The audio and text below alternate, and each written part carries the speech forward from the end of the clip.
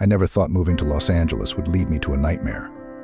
At 28, I had finally landed my dream job, leaving behind the bustling streets of New York for a fresh start in a city that promised opportunities and sunshine. I was excited.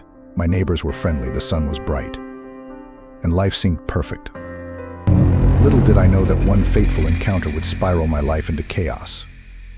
It was a Tuesday morning, bright and clear, the kind of day that made you feel alive. I was getting ready for work, my spirits high. I hopped into my car and backed out of the driveway, humming along to the song on the radio. But in my eagerness, I failed to notice the elderly man driving his car perpendicular to mine. The collision was sudden, metal crunching against metal, a jolt of shock that sent my heart racing. I rushed out, panic rising in my chest, and saw him stepping out of his vehicle, his face a mask of fury. He was an elderly man, with graying hair and deep-set wrinkles that lined his face like a roadmap of a long, tough life. And boy, was he angry. He began to shout, cursing me in a language I couldn't understand. I stood there, trying to apologize, to calm him down, insisting I'd take care of the damage. That incident spoiled my mood for the rest of the morning. I arrived at work, my mind still racing, replaying the confrontation over and over. When I pulled into the parking lot, I noticed something odd. My colleagues' cars were missing. I assumed they hadn't arrived yet. Feeling a bit smug for being early, but that quickly changed when I got upstairs and was called into my boss's office. He sat behind his desk, looking grave, the kind of serious that made my stomach drop. "Mark, we need to talk," he began. My heart raced and I felt a sickening dread wash over me as he explained the situation. Layoffs were coming, and many employees were being let go due to issues with HR. They claimed most didn't meet the requirements for their positions in the first place. But the day had one more twist in store for me. As I was driving home, my car suddenly sputtered and broke down on the highway. I managed to pull it to the side, the engine dying with a wheeze, leaving me stranded in the heat of the afternoon sun, feeling utterly defeated. I sat there on the side of the road, waiting for a mechanic, feeling the frustration and sadness build inside me like a storm ready to break. My mind wandered back to the elderly man, and I couldn't shake the feeling that his curse had set off this chain of bad luck. After what felt like an eternity, a tow truck finally arrived, but my mood was already shattered. I could feel the darkness closing in, a sense of hopelessness that gripped me tighter with each passing hour. But that night, things took a turn for the worse.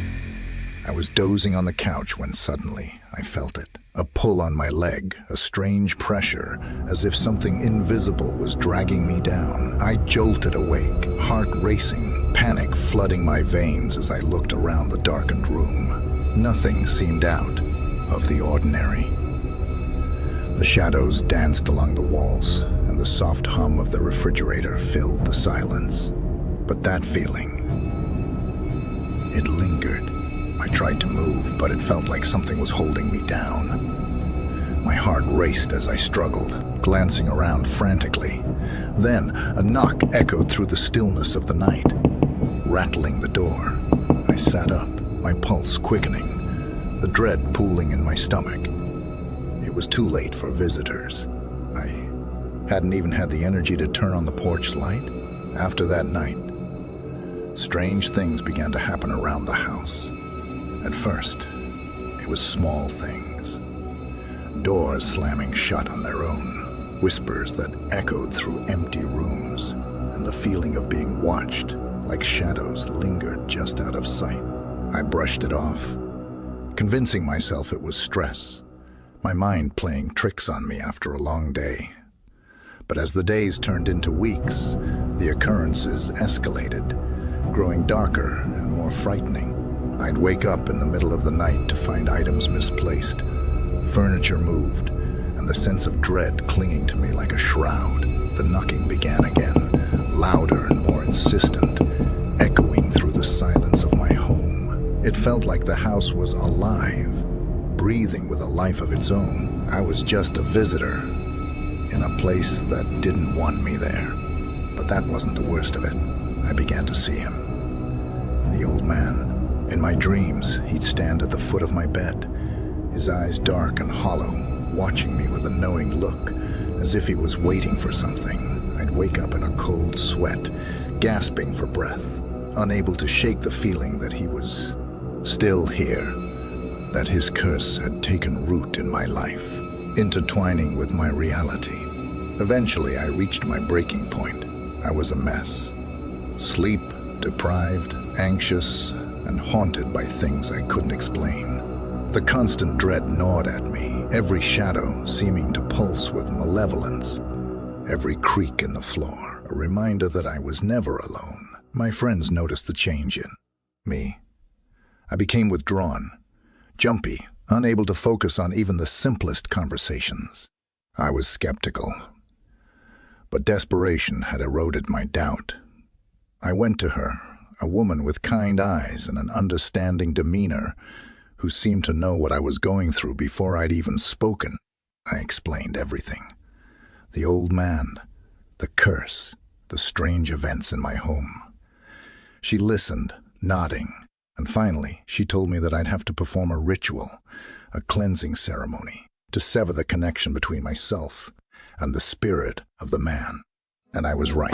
Just a few days later, the disturbances returned, stronger than ever. Doors would slam without warning, lights flickering even when I was the only one in the house.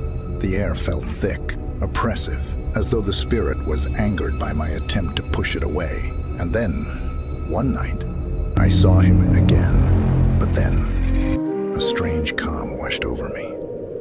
I remembered the spiritual advisor's words, that spirits are drawn to unresolved issues, that perhaps he lingered because he needed forgiveness, or because I needed to seek it for myself. With trembling words, I apologized to him, pouring out my regret, my sorrow for the incident, my wish that things had gone differently. Since that night, my life has returned to something close to normal. The strange events have stopped. The doors no longer slam on their own, and the shadows don't seem to follow me anymore. It's as if the curse, or the haunting, finally lifted, and I was free to start over. But I know I'll never forget that time, the terror that followed me, the haunting eyes of that old man. It changed me, left a scar that no amount of peace can fully erase.